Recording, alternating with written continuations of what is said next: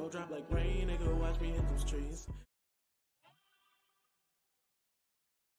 Yo, how's it hanging? Haven't seen you in a while. Come sit for a spell and we can catch up a bit. And while we do, I insist you have some like button and a couple subscribe. I've already ordered some comments and I hear this place has amazing links to my music channel down in the description. All you have to do is hit that bell when you're ready to be served. But enough about you, I've got news. So, this was gonna be a video about the war arc. But then I decided, why not do all the arcs in order? Make it a series. And of course that's been done before, but to put a unique spin on mine, at the end of every arc video I'll have 3 categories: best fight, best character, and worst character. And if you've watched any of my other videos, you know I have some different takes on the series than most people, so this should be interesting seeing what you guys think. And also feel free to comment things you'd like to see me talk about, whether it be Naruto or some other anime, and if I do it, I'll be sure to shout you out. But with all that out of the way, let's talk about something I thought of while I was writing the intro to this video. I was debating on if I was going to start in the Land of Waves arc or just start at the very beginning of the series, and some of you may be saying those are the exact same thing, but not really. The what I like to call Academy mini arc, or the few episodes or chapters before Naruto leaves the Leaf Village for the first time, is very different in terms of the way they feel, and I think that's by design because up until this point I don't think Naruto or Sasuke or Sakura had stepped outside the Leaf Village gates, so later on when Zabuza says something along the lines of them being kids just playing ninja, he's absolutely right and he knows it. But let's back up a bit to the moments after they leave the village. I've never heard anyone talk about this, but both in the anime and the manga, as Team 7 leaves the village for the first time, the path leading away from the village is narrow and has a thick tree line. But as we get further and further from the village, the path opens up, and when Sasuke defeats the Mist Twins in spectacular fashion, the path is more wide, and by the time they make it deep into the mist, all paths are gone, and it's wide open fields and skies, from the body of water they use to get to the dock, to the forest Naruto, Sasuke, and Sakura do their training in. So when Kakashi has his first encounter with Zabuza, it's in an open field with a lake, whereas the Iruka Mizuki fight happens in what looks like a dome covered by trees. And this first scuffle Kakashi has with Zabuza is actually one of the slowest paced fights, and I don't know how I never noticed the speak make 1 or 2 moves then speak again type thing they were doing here.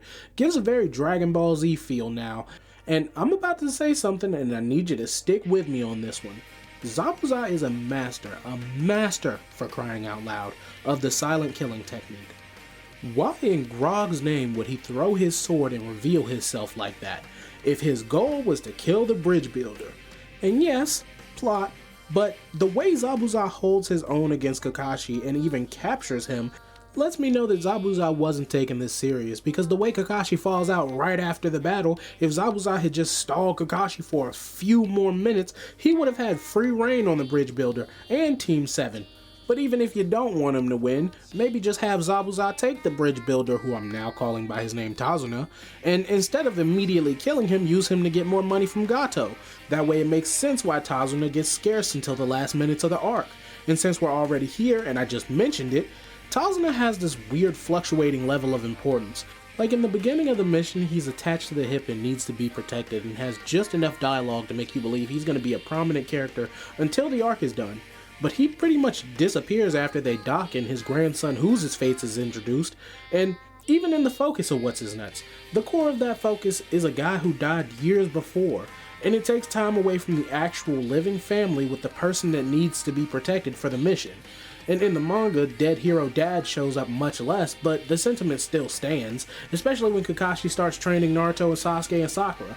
He's training them on controlling chakra, sending it to their feet and walking up trees, which Kakashi can do right out of a coma and on crutches, and that is a feat in itself. But if I'm nitpicking, then I find it hard to believe a kid Kakashi could use his Sharingan more than an adult Kakashi, even if you want to say he's rusty. That doesn't really make sense, and I know Kishimoto probably didn't have that planned out, but it always feels weird when an author goes back in time to add events that don't need to be there. Like, if Kakashi had said outright at any point before Shippuden starts that he got his Sharingan from his dying friend and teammate, all we need to see is the boulder scene, and a lot of nitpicks like this just go away, because even in the manga, Kakashi's first use of the Sharingan, he's completely fine.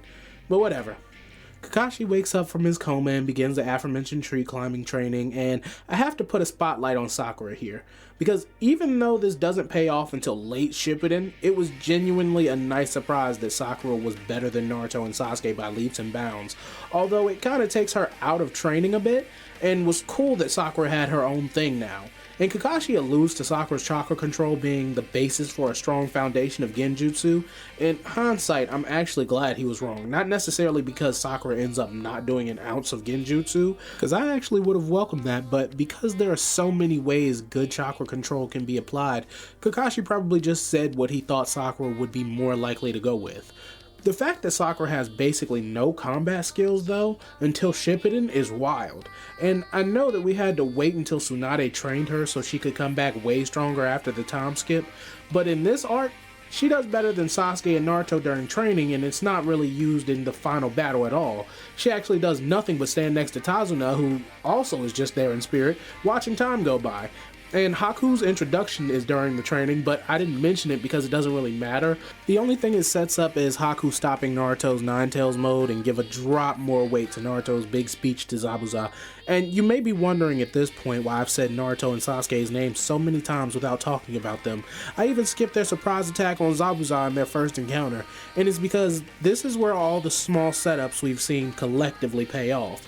The teamwork aspect that started out as a loosely put together plan of desperation and fear of dying culminates in instinctive acts at their own risk to save the other out of a real bond of friendship. And I'm not going to go crazy long on Haku, but I always got the impression that this is what Naruto would have become had Danzo had the idea to bring Naruto up under him. And Zabuza says Haku is Jonin level, and he would know, so that means Sasuke is close to Jonin level, which I'll bring up a few more times in later videos, but this is also the moment Sasuke awakens his Sharingan. And I gotta say, I'm only speaking for myself here, but Sasuke's Sharingan awakening always felt a bit dull for me.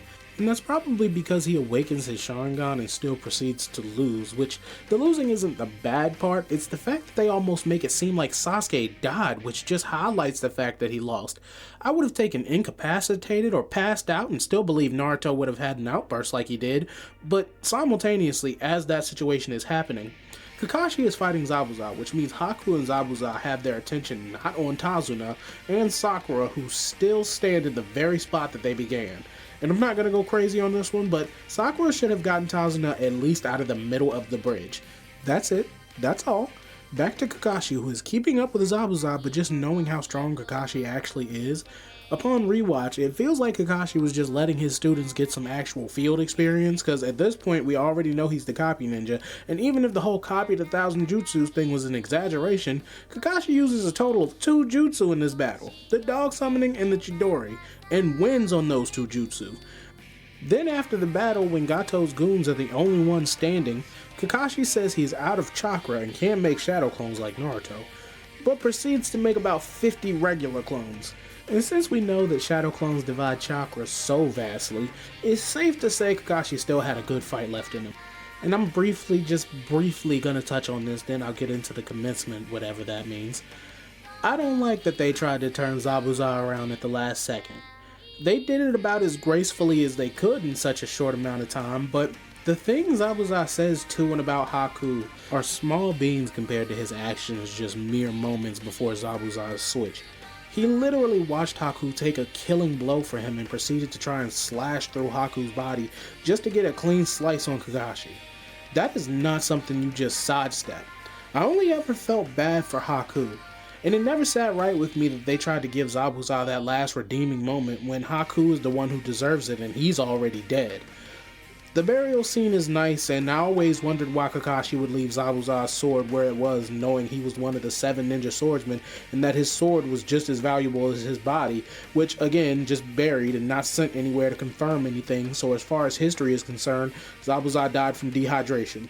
But let's get into these superlatives, as it were. First up is best fight, and there weren't many, but I think you already know for me it's the first encounter with Zabuza. It doesn't have all the elements of the best Naruto fights, but you can clearly see the outline Kishimoto was drawing. And as the series goes on, he starts to nail it back to back. This was just a starting point, and looking back, it's actually one of the more coherent fights that happen in Naruto. It's easy to follow, and there's not a ton of unnecessary dialogue. The tone isn't shifted with jokes or gags. Bang up. Next is the worst character. And that would go to Gato because he's a slimy ass dude, and when he's on screen he does his very best to be unlikable, but because he's not even really necessary to the plot, I gotta give it to Sakura. She's not unbearable, but because she does basically nothing at every turn, I had to. And Tazuna could have taken her place, but to me he gets a bit more leeway because he wasn't really supposed to do anything. Last up is best character, and I'm gonna go with Haku on this one. Haku brings this underlying light and loving tone, even in the heat of his battle with Naruto and Sasuke. And that's what elevates the arc and allows it to finish in the heartfelt way it does, and even pushes Naruto and Sasuke harder to get stronger. But that was the Land of Waves arc. Stay tuned for the next arc, the Chunin exams. Thank you for watching, and until next time, peace. That thunder on me clap, make a nigga think before he act. Have a nigga dying on his back, then we double back. Shooters leaving rubber where you at, that's why niggas never wanna match.